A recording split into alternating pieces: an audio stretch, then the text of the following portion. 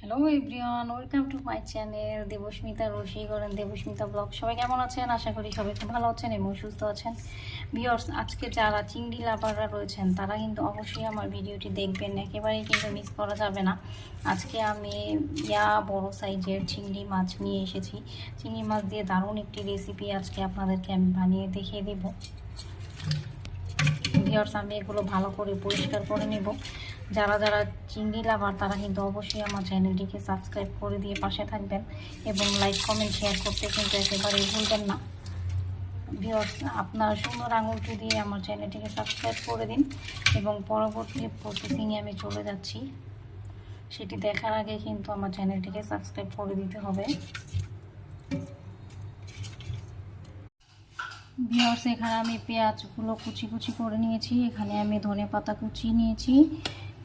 এখানে 2টি টমেটো নিয়েছি, এভাবে নিয়েছি 2টি আলু, বড় সাইজের আলু আমি একটু বড় করে কেটেছি, আর কয়েকটি কাঁচামরিচ এভাবে মাঝখান থেকে ফালি করে নিয়েছি।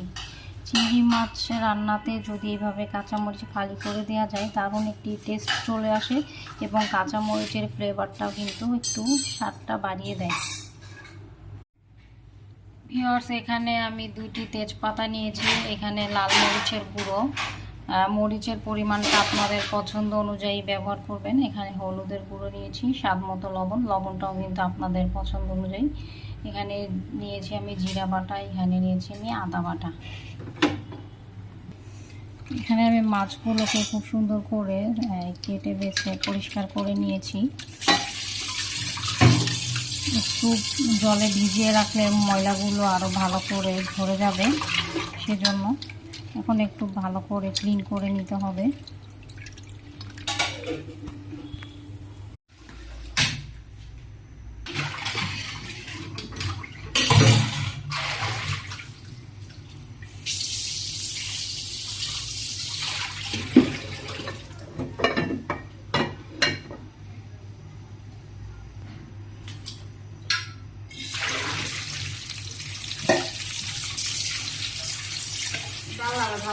না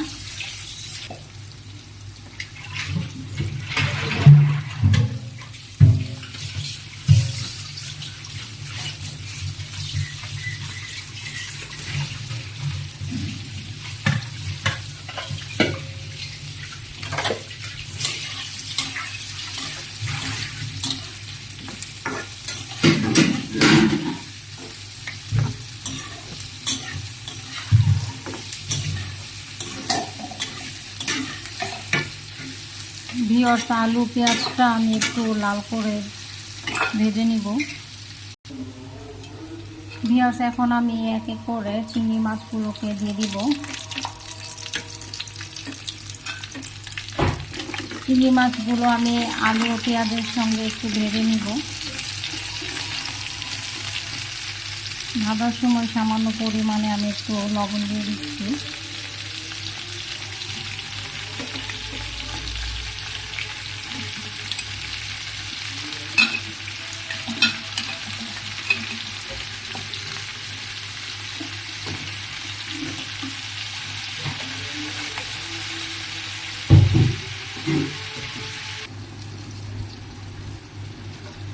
ভিউয়ার্স, এখন আমি একটু জল অ্যাড করে দিব।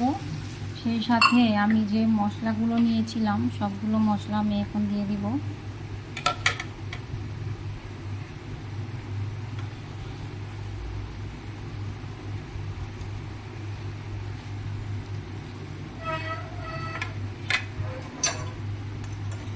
এখন মশলাগুলোকে খুব সুন্দর করে মিক্স করে নিতে হবে।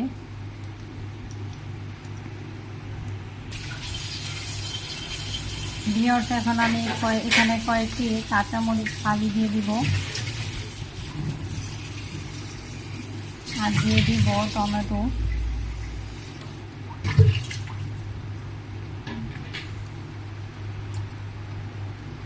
আমি আবারও একটু উল্টে পাল্টে নেড়ে ছেড়ে নিব।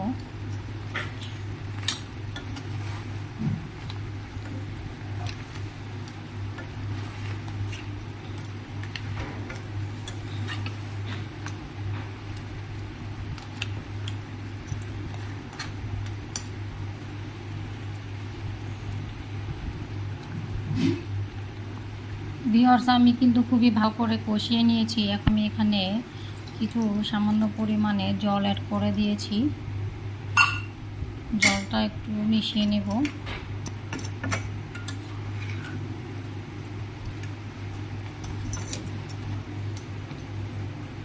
এখন আমি ঢাকনার সাহায্যে ঢেকে দিব।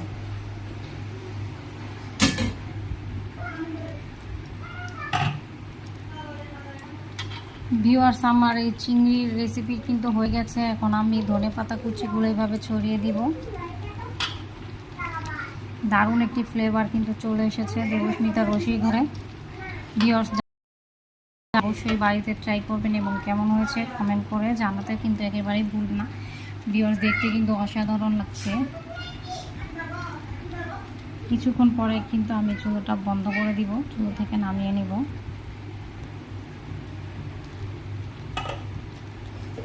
ভিউয়ার্স, আমার রেসিপি কিন্তু সম্পূর্ণ রেডি হয়ে গেছে। এখন আমি চুলার আঁচটা একেবারে বন্ধ করে দিলাম।